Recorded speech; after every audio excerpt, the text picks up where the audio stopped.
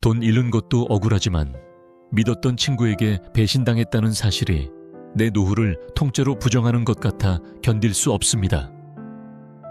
이것은 퇴직금 2억 원을 고등학교 동창에게 사기당한 한 은퇴자의 실제 증언입니다.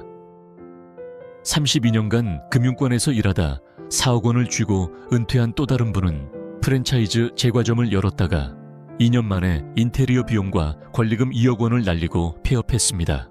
30년 공직 생활을 마치고 5억 원을 쥔 박 과장님은 아들 결혼 전세자금으로 3억 원을 내어줬는데 2년 뒤 본인이 쓰러졌을 때 아들에게서 돌아온 대답은 저도 지금 여유가 없어요 였습니다. 이 세 사람의 공통점이 무엇인지 아십니까? 모두 평생을 성실하게 일한 여러분과 똑같은 대한민국의 50대 가장들입니다. 그리고 이들이 빠진 함정은 지금 이 순간에도 여러분의 퇴직금을 노리고 있습니다. 오늘 이 영상에서 저는 여러분의 소중한 노후 자금을 순식간에 증발시키는 6가지 치명적인 함정과 그것을 막아낼 구체적인 방어 전략을 낱낱이 파헤쳐 드리겠습니다. 이 영상 하나가 여러분의 은퇴 인생을 구할 수도 아니면 오늘 이후로도 여전히 위험에 노출된 채로 살아가게 될 수도 있습니다. 끝까지 집중해 주십시오. 자, 이제 본격적으로 우리 50대 은퇴자들이 가장 먼저 빠지는 첫 번째 거대한 함정을 파헤쳐 보겠습니다. 바로 은퇴 창업의 실체입니다. 여러분, 은퇴를 앞두고 점심시간에 동료들과 무슨 이야기 나누시나요? 우리 나가서 커피숍이나 하나 할까? 치킨집은 망하지 않는다는데 프랜차이즈나 알아볼까? 이런 대화 한두 번은 꼭 해보셨을 겁니다. 30년 넘게 남의 돈 벌어다 줬으니 이제는 내 가게에서 내 마음대로 장사하며 여유롭게 돈 벌고 싶다는 생각 충분히 이해합니다. 하지만 냉정하게 말씀드리겠습니다. 이 생각이야말로 여러분의 노후를 순식간에 잿더미로 만들 수 있는 가장 위험한 불씨입니다. 왜 유독 50대 은퇴자들이 창업에서 무너지는 걸까요? 그들이 무능해서일까요? 아닙니다. 평생 회사라는 거대한 온실 속에서 자라온 시스템의 인간이기 때문입니다. 대기업 부장님, 공무원 과장님 소리 듣던 시절을 떠올려 보십시오. 여러분이 결제판에 사인 하나만 하면 부서원들이 움직이고 시스템이 돌아갔습니다. 하지만 장사는 다릅니다. 문을 여는 순간부터 닫는 순간까지 화장실 청소부터 진상 손님 응대, 재고 관리까지 오롯이 사장인 여러분의 몫입니다. 아까 말씀드린 32년간 금융권에서 일하다 명예퇴직한 선배님의 이야기를 좀 더 자세히 들려드리죠. 이분은 퇴직금과 저축한 돈을 합쳐 4억 원 정도를 쥐고 계셨습니다. 은행 일도 했는데 장사쯤이야 라는 자신감으로 유명 브랜드 제과점을 차리셨죠. 본사는 가머니설로 유혹했습니다. 사장님은 관리만 하시면 됩니다. 시스템이 다 해줍니다. 하지만 현실은 어땠을까요? 새벽 5시에 빵 굽는 냄새와 함께 출근해서 밤 11시에 매출 정산을 하고 나면 몸이 청은망은이었습니다. 더 큰 문제는 인건비였습니다. 아르바이트생 한 명이라도 무단결근을 하면 온 가족이 비상이었고 최저임금이 오를 때마다 사장의 수익은 깎여 나갔습니다. 결정적으로 1년 뒤 바로 옆 건물에 더 큰 베이커리 카페가 들어오자 매출은 곤두박질 쳤습니다. 결국 이분은 2년 만에 인테리어 비용과 권리금 2억 원을 날리고 폐업하셨습니다. 여기서 우리가 주목해야 할 심리적 함정이 있습니다. 바로 자기과신 편향입니다. 회사에서의 성공이 오롯이 자신의 능력인 줄 착각하는 것이죠. 여러분이 회사에서 낸 성과는 여러분 뒤에 있던 브랜드와 자원, 그리고 조직이 만들어낸 것입니다. 그 명함 떼고 시장 바닥에 던져졌을 때 여러분은 그저 초보 장사꾼일 뿐입니다. 프랜차이즈 본사는 여러분의 성공에 관심이 없습니다. 오로지 가맹점 개설 수익과 로열티에만 관심이 있죠. 사장님은 쉬엄쉬엄 하셔도 월 500을은 가져갑니다 라는 말, 그거 믿으시면 안 됩니다. 그 500만 원을 버는 사장의 노동력과 퇴직금이라는 자본을 갈아 넣어서 겨우 만드는 돈이지 절대 여유로운 수익이 아닙니다. 그렇다면 창업을 아예 하지 말아야 할까요? 아니요. 준비되지 않은 창업을 하지 말라는 겁니다. 만약 꼭 창업하고 싶다면 최소한 1년은 그 업계에서 알바부터 해보십시오. 남의 돈 받으면서 바닥 생리를 몸소 겪어봐야 합니다. 사장의 위치가 아니라 직원의 위치에서 손님을 대하고 설거지를 해보며 내가 이 일을 70세까지 즐겁게 할 수 있을까를 스스로에게 물어보십시오.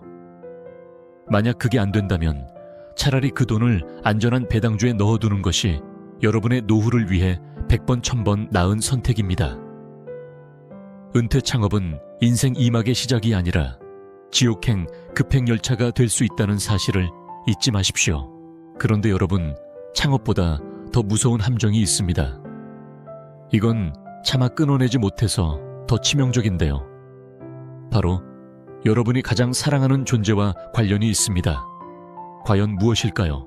자, 이제 우리 50대 은퇴자들이 가장 아파하면서도 차마 끊어내지 못하는, 그래서 더 치명적인 두 번째 함정을 깊숙이 파헤쳐 보겠습니다. 바로 자녀라는 이름의 블랙홀입니다. 여러분, 혹시 이런 생각 해보신 적 있나요? 내가 조금 덜 먹고 조금 덜 누려도 우리 자식만큼은 남부럽지 않게 시작하게 해주고 싶다. 이 마음, 대한민국 부모라면 누구나 가진 가장 숭고하고도 아름다운 본능입니다. 하지만 냉정하게 말씀드리면 은퇴라는 벼랑 끝에 선 우리에게 이 본능은 때로 본인과 자녀 모두를 집어삼키는 거대한 블랙홀로 변합니다. 우선 개념부터 확실히 짚고 넘어갑시다. 왜 자녀가 은퇴 자금의 블랙홀일까요? 블랙홀은 빛조차 빠져나가지 못하게 모든 것을 빨아들이는 존재입니다. 은퇴 자금도 마찬가지입니다. 한번 자녀의 결혼 자금이나 집값 지원으로 물꼬를 트기 시작하면 그 이후에 벌어지는 예기치 못한 변수들, 예를 들어 자녀의 사업 실패, 손주 양육비 지원, 심지어는 자녀의 이혼 위로금까지 이 소중한 노후 자금을 끝없이 빨아들입니다. 많은 분이 오해하시는 게 있습니다. 내 자식은 다르다. 내가 이만큼 해주면 나중에 내가 힘들 때 당연히 보답할 거다. 과연 그럴까요? 여기서 우리는 효도의 유통기한이라는 뼈아픈 진실을 마주해야 합니다. 요즘 시대의 효도는 부모에게 손을 벌리지 않는 것만으로도 감지덕지인 시대입니다. 자녀가 나빠서가 아닙니다. 그들도 살기 팍팍한 세상이기 때문입니다. 실제 사례를 아주 디테일하게 들여다보겠습니다. 아까 잠깐 언급한 박 과장님의 이야기입니다. 30년 넘게 공직 생활을 하시고 퇴직하신 이분은 퇴직금과 그동안 모은 예금 합쳐서 약 5억 원의 현금을 손에 쥐었습니다. 이 정도면 연금도 나오니 죽을 때까지 걱정 없겠다 싶었죠. 그런데 은퇴 직후 아들이 결혼을 선언했습니다.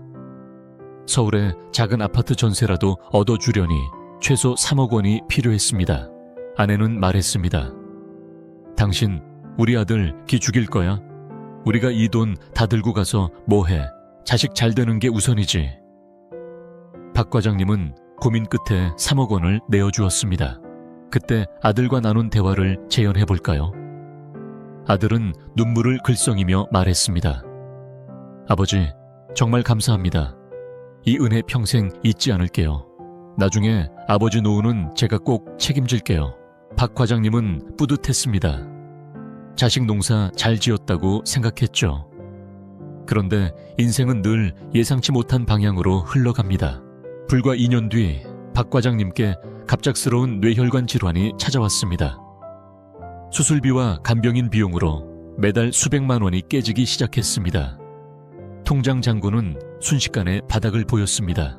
참다 못한 박 과장님이 아들에게 조심스럽게 전화를 걸었습니다. 얘야, 아비가 몸이 좀 안 좋아서 병원비가 좀 많이 드는구나. 혹시 예전에 준 돈 중에 조금만 융통해 줄 수 있겠니? 아들의 답변은 박 과장님의 가슴을 후벼 팠습니다. 아버지, 죄송해요. 저도 이번에 전세금 올려주느라 대출을 더 받았거든요. 와이프도 육아휴직 중이라 생활비가 빠듯해요. 조금만 기다려주시면 안 될까요? 어떻습니까? 아들이 나쁜 사람인가요? 아닙니다. 그도 자신의 가정을 지키느라 여력이 없는 겁니다. 하지만 박 과장님 입장에서는 배신감이 밀려옵니다. 내가 어떻게 키웠는데, 내 노후 자금까지 털어서 집을 해줬는데 어떻게 이럴 수 있나 싶은 거죠. 여기서부터 가족 간의 불행이 시작됩니다. 돈 때문에 자존심이 상하고 서운함이 쌓이고 결국 명절에 얼굴 보는 것조차 고통스러운 관계가 됩니다. 전문가들은 이를 부모 자녀 간의 경제적 공멸이라고 부릅니다. 여러분, 숫자로 계산해 볼까요? 여러분이 자녀에게 준 2억 원은 단순한 종이 조각이 아닙니다. 매달 100만 원씩 생활비로 쓴다고 가정했을 때 무려 16년이 넘는 세월 동안 여러분의 생존을 책임질 수 있는 거대한 방패입니다.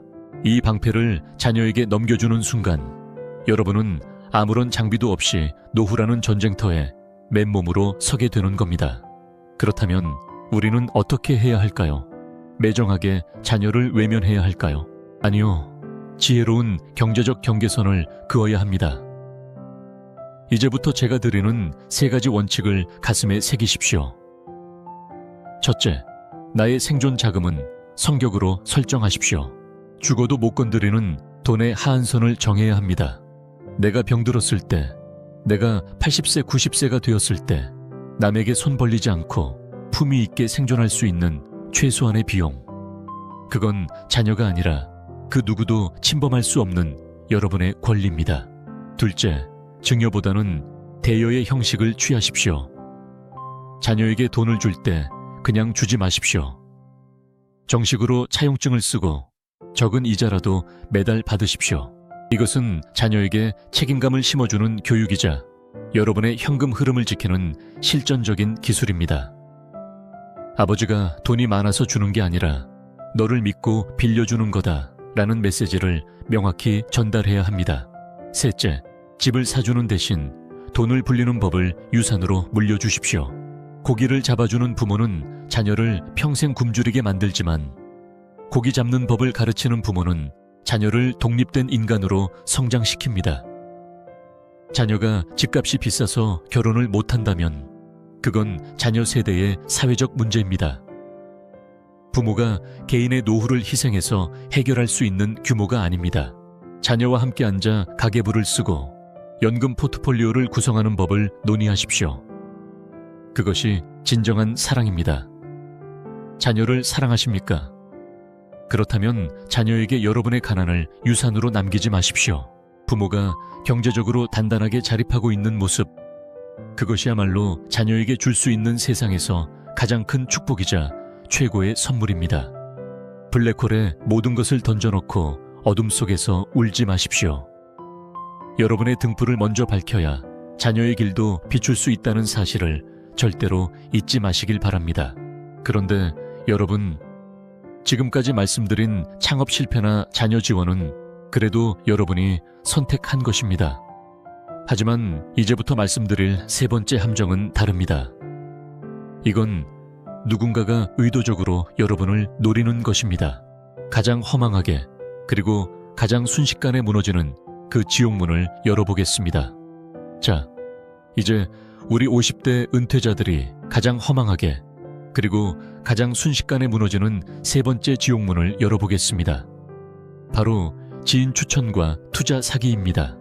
여러분, 퇴직금이 통장에 찍히던 그날을 기억하십니까? 수십 년 피땀 흘려 일한 대가인 그 묵직한 숫자를 보며 어떤 기분이 드셨나요? 뿌듯함도 잠시 이걸 어떻게 지키고 불려야 하나 하는 막막함이 밀려왔을 겁니다. 그런데 참 이상한 일이 벌어집니다. 내가 누구에게 말한 적도 없는데 귀신같이 내 퇴직 소식을 알고 연락해오는 사람들이 생깁니다. 평소엔 연락도 뜸하던 고향 동생, 고등학교 동창, 심지어는 예전 직장의 후배들까지 말이죠. 이들이 건네는 첫 마디는 보통 비슷합니다. 형님, 고생 많으셨습니다. 이제 좀 쉬셔야죠. 그리고는 아주 조심스럽게 본론을 꺼냅니다. 사실 제가 정말 확실한 정보 하나를 알고 있는데 이건 아무한테나 말하는 게 아니거든요. 우리 형님이니까 특별히 알려드리는 겁니다. 자, 여기서 여러분의 머릿속에는 경보음이 울려야 합니다. 하지만 현실은 어떻습니까?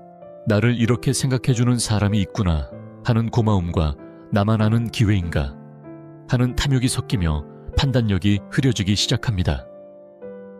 왜 유독 50대 은퇴자들이 이런 지인 사기에 취약할까요?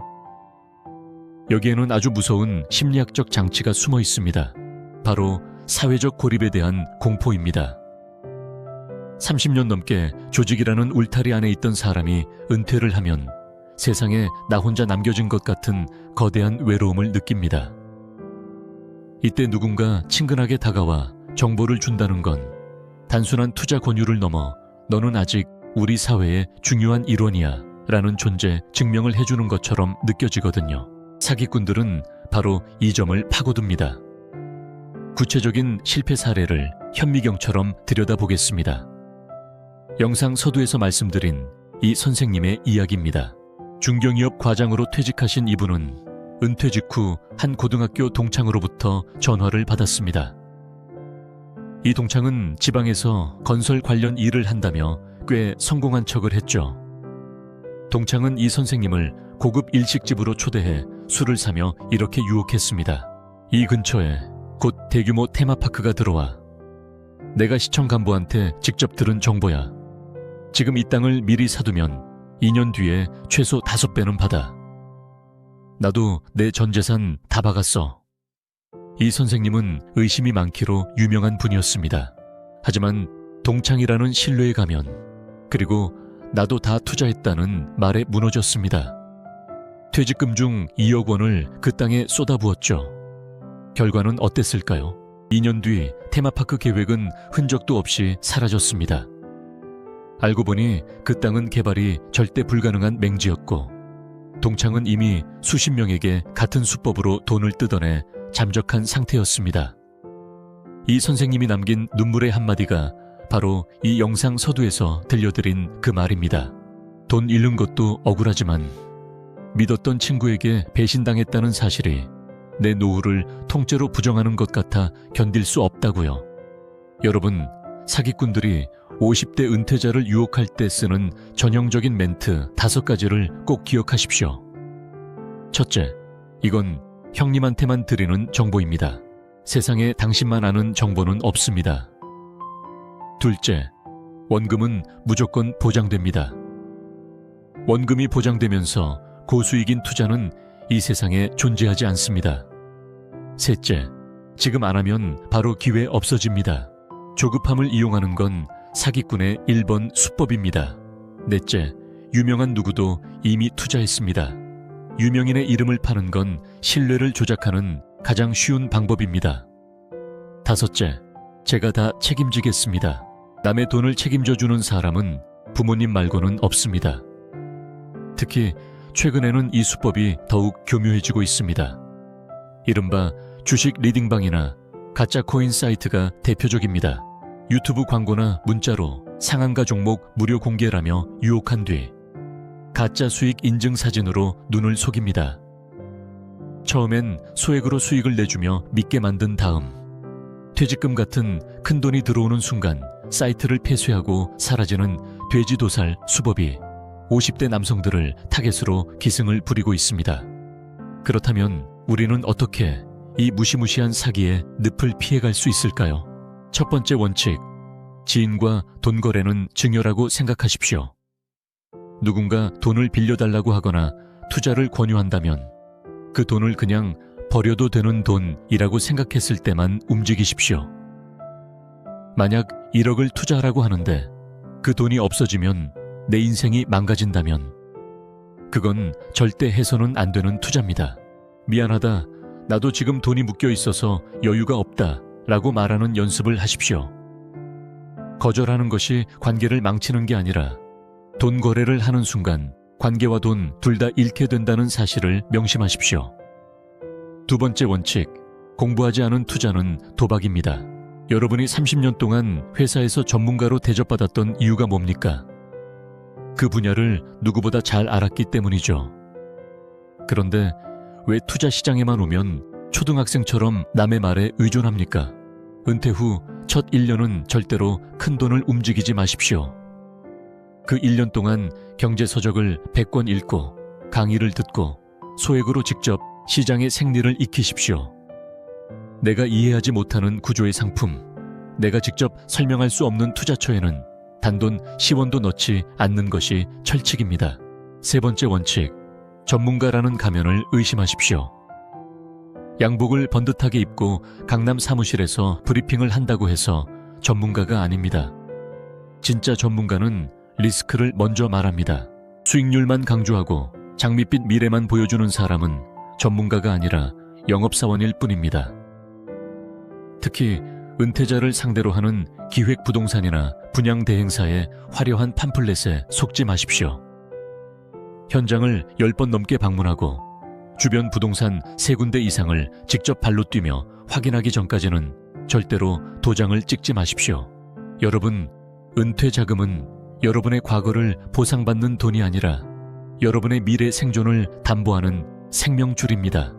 이 생명줄을 남의 손에 쥐어주지 마십시오. 형님만 알고 계세요 라는 말은 사실 형님 돈만 제 주머니로 가져갈게요 라는 말의 다른 표현입니다. 사람을 믿지 말라는 게 아닙니다. 사람의 호의와 돈의 논리를 철저히 분리하라는 뜻입니다. 여러분의 소중한 노후가 누군가의 먹잇감이 되지 않도록 오늘부터 여러분의 마음속에 단단한 빗장을 걸어 잠그시길 바랍니다. 자, 여기까지 우리는 은퇴 자산을 깎아먹는 3가지 무시무시한 함정을 살펴봤습니다. 그런데 여러분, 방어만 해서는 이길 수 없습니다. 이제부터는 수비에서 한 걸음 더 나아가 여러분의 노후를 철통같이 지켜줄 공격용 요새를 쌓는 법을 알려드리겠습니다. 이 전략을 모르면 10억 원짜리 아파트가 있어도 굶어 죽을 수 있습니다. 무슨 말인지 궁금하시죠? 핵심 키워드는 딱 하나입니다. 바로 현금 흐름입니다. 여러분, 제가 질문 하나 드려볼까요?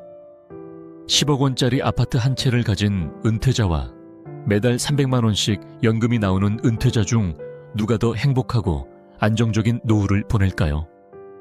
정답은 후자입니다. 물론 10억 원이라는 자산은 든든해 보이죠.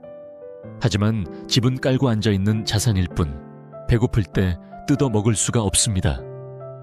오히려 매달 나가는 관리비와 세금 때문에 지갑을 더 얇게 만들 뿐이죠.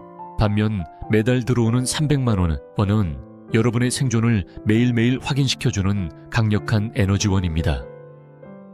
자산가들이 금리가 오르건 내리건 시장이 요동치건 평온함을 유지하는 진짜 비결은 그들이 가진 자산의 총액이 아니라 바로 멈추지 않는 현금 흐름의 요새를 구축해 두었기 때문입니다. 은퇴 후 가장 무서운 적은 통장 잔고가 줄어드는 공포입니다. 월급이 나오던 시절엔 돈을 써도 다음 달이면 다시 채워졌지만 은퇴 후엔 쓰는 족족 잔고가 깎여 나갑니다. 이 공포를 이겨내지 못하면 사람은 자린고비가 되거나 조급한 마음에 무리한 투자를 감행하게 됩니다. 이 악순환을 끊는 유일한 방법이 바로 레이어드 인컴, 레이어드 인컴, 즉 겹겹이 쌓인 소득층을 만드는 전략입니다. 첫 번째 레이어는 기초공사인 공적연금입니다.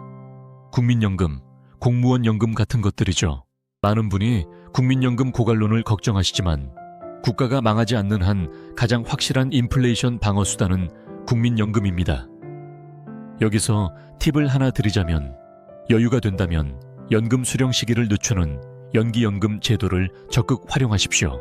1년 늦출 때마다 수령액이 7.2%씩 늘어납니다.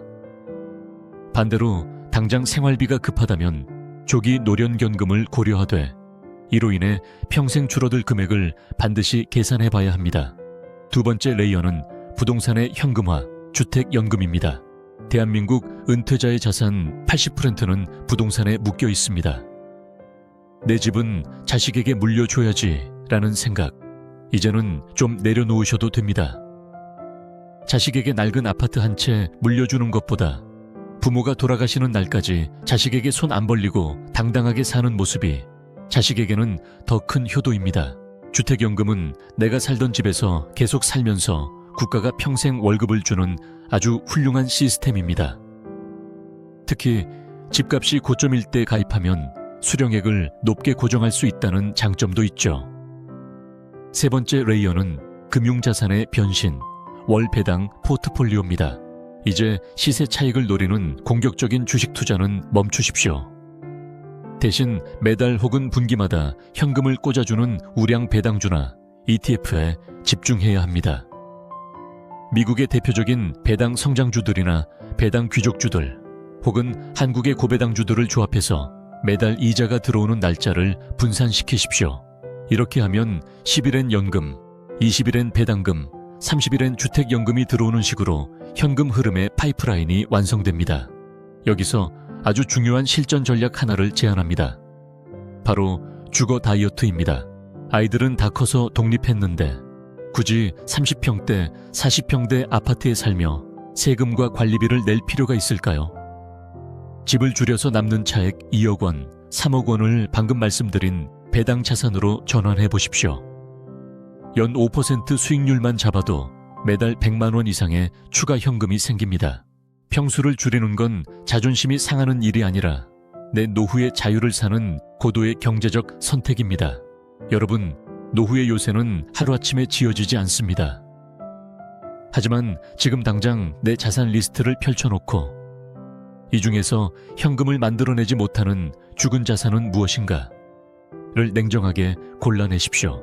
그리고 그 죽은 자산에 생명력을 불어넣어 매달 돈이 들어오는 파이프라인으로 바꾸십시오. 통장에 찍히는 숫자가 매달 늘어날 때 여러분은 비로소 은퇴라는 낯선 땅에서 진정한 자유를 맛보게 될 것입니다. 돈이 나를 위해 일하게 만드는 구조, 그것이 바로 우리가 반드시 완성해야 할 노후 생존 작전의 핵심입니다. 그런데 여러분, 지금까지 말씀드린 전략들을 완벽하게 실행했더라도 이것 하나가 무너지면 모든 게 물거품이 됩니다. 30년 넘게 경제전선에서 싸워온 우리 50대들에게 가장 무서운 적은 사실 통장 잔고의 하락이 아닙니다. 바로 이건희의 고갈입니다. 지금까지 우리는 퇴직금, 연금, 투자 사기 같은 눈에 보이는 숫자와 돈에 관해 이야기했습니다. 그런데 여러분, 정말 중요한 건 지금부터입니다. 30년 넘게 경제전선에서 싸워온 우리 50대들에게 가장 무서운 적은 통장 잔고의 하락이 아닙니다. 바로 심리적 자산의 고갈, 즉 마음의 파산입니다. 많은 분이 은퇴 준비라고 하면 엑셀표를 두드려가며 수익률 계산하는 것만 생각하시는데 사실 돈을 지키는 힘은 여러분의 멘탈에서 나옵니다. 은퇴하면 가장 먼저 찾아오는 게 뭔지 아십니까? 바로 정체성의 실종입니다. 어제까지만 해도 김 부장님, 이 과장님 소리를 들으며 조직의 핵심으로 인정받던 내가 오늘 아침 눈을 뜨니 그저 집안의 거실 한복판에 덩그러니 놓인 백수가 되어버린 그 기분 말입니다. 명함 한 장에 담겨있던 나의 사회적 지위와 권위가 한순간에 사라질 때 우리 50대 남성들은 거대한 상실감에 빠집니다. 이 심리적 공허함이 왜 경제적 리스크가 될까요? 사람은 마음이 허전하면 그 구멍을 무언가로 채우려 하기 때문입니다. 여기서 두 가지 치명적인 오류가 발생합니다. 첫 번째는 보상 심리에 의한 과시적 소비입니다. 내가 평생 고생했는데 은퇴하고 이 정도 차는 타야지. 내가 명색이 부장이었는데 친구들 만나서 밥값은 내가 내야지 하는 마음입니다. 사회적 지위가 사라진 것을 값비싼 물건이나 호의로 물려는 것이죠. 하지만 여러분, 은퇴 후에 10만 원은 직장인 시절의 100만 원보다 더 큰 가치를 지닙니다. 자존심을 지키기 위해 쓰는 그 돈들이 모여 여러분의 노후 생존 기간을 갉아먹게 됩니다. 두 번째는 더 위험한 조급함에 의한 복수 투자입니다. 은퇴 후 사회적 단절감을 느끼면 내가 아직 죽지 않았다는 걸 증명해 주겠어 라는 심리가 발동합니다. 그래서 평소라면 쳐다보지도 않았을 고위험 상품에 손을 대거나 하락장에서 본전만 찾고 나가자는 생각으로 무리한 물타기를 감행하죠.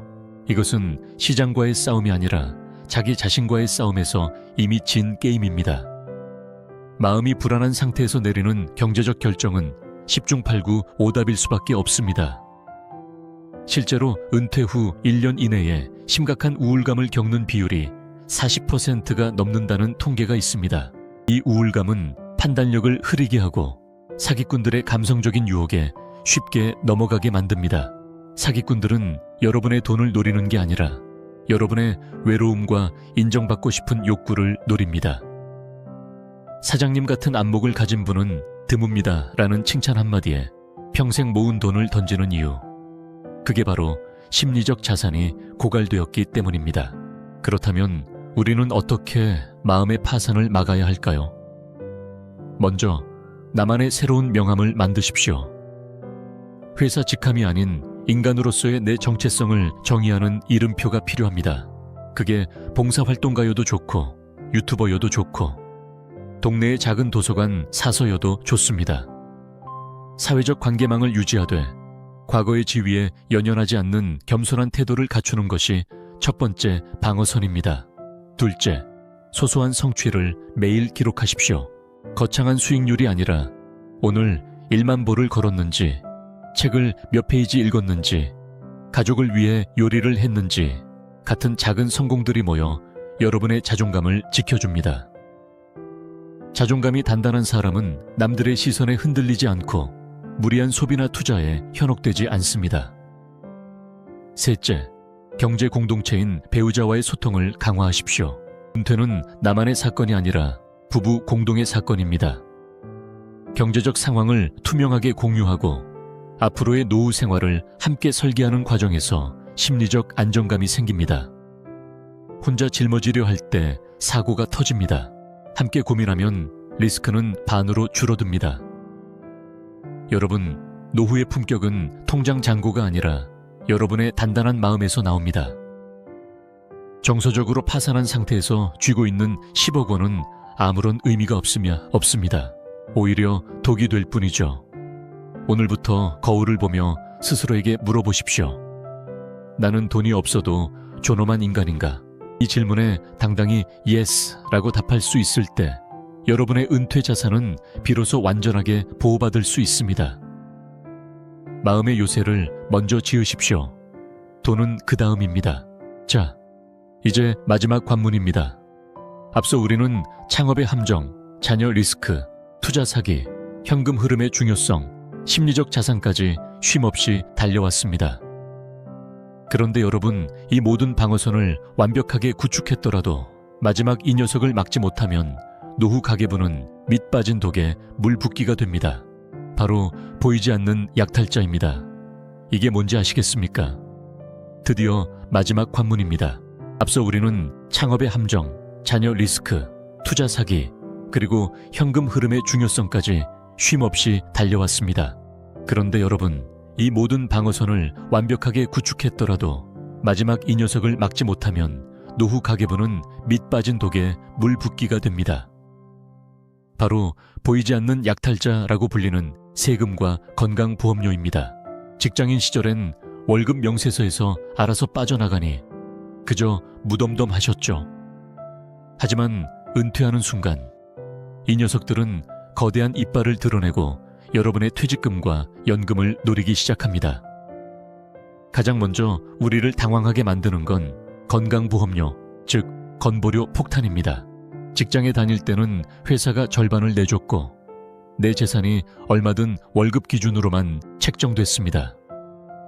하지만 은퇴 후 지역가입자가 되는 순간 게임의 규칙이 완전히 바뀝니다. 이제는 여러분의 소득뿐만 아니라 살고 있는 집, 타고 다니는 자동차까지 전부 점수로 환산해서 고지서를 날립니다. 소득은 끊겼는데 재산 때문에 매달 수십만 원씩 건보료가 나오는 상황. 이게 바로 은퇴자들이 겪는 가장 첫 번째 현실적 공포입니다. 실제로 퇴직 후 첫 고지서를 받고 뒷목을 잡는 분들이 정말 많습니다.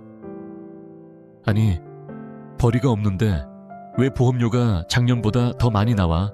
라며 공단에 항의해보지만 돌아오는 대답은 냉정합니다. 지역가입자 기준이라 어쩔 수 없습니다. 라는 말뿐이죠.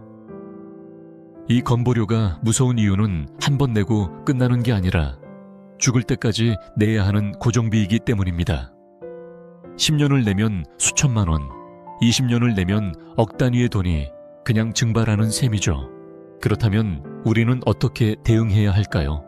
여기서 실전적인 건보료 방어 기술 3가지를 꼭 기억하십시오.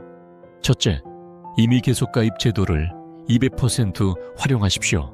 퇴직 후에도 최대 36개월 동안은 직장인 시절 내던 수준의 보험료만 낼 수 있는 제도입니다. 지역가입자로 전환됐을 때 보험료가 더 높게 나온다면 이 제도를 신청하는 것만으로도 수백만 원을 아낄 수 있습니다. 단, 퇴직 후 첫 고지서를 받은 날로부터 2개월 이내에 신청해야 한다는 기한을 절대 잊지 마십시오. 둘째, 피부양자 자격을 사수하십시오. 자녀가 직장에 다니고 있다면 자녀의 건강보험 밑으로 들어가는 것이 최상책입니다. 하지만 최근 요건이 매우 까다로워졌습니다. 연간 합산소득이 2천만 원을 넘거나 재산세 과세 표준액이 높으면 탈락합니다. 여기서 우리가 전략적으로 접근해야 할 부분이 바로 소득 조절입니다.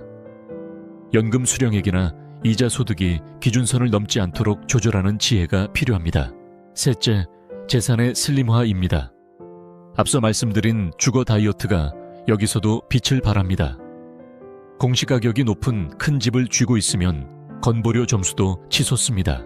집을 줄여 재산 점수를 낮추고 남은 현금을 연금 계좌나 ISA 계좌 같은 절세 주머니에 넣으십시오.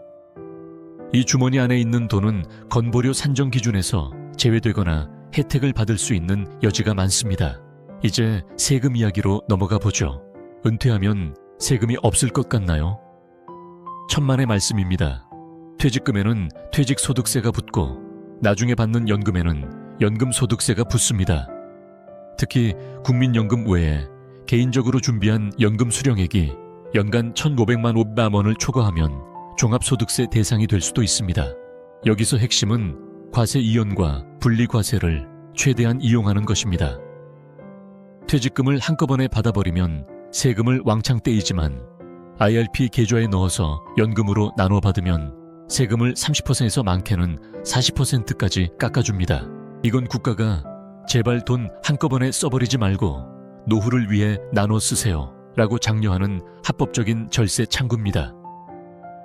또한 ISA 계좌 같은 만능 통장을 활용해 비과세 혜택을 극대화하십시오.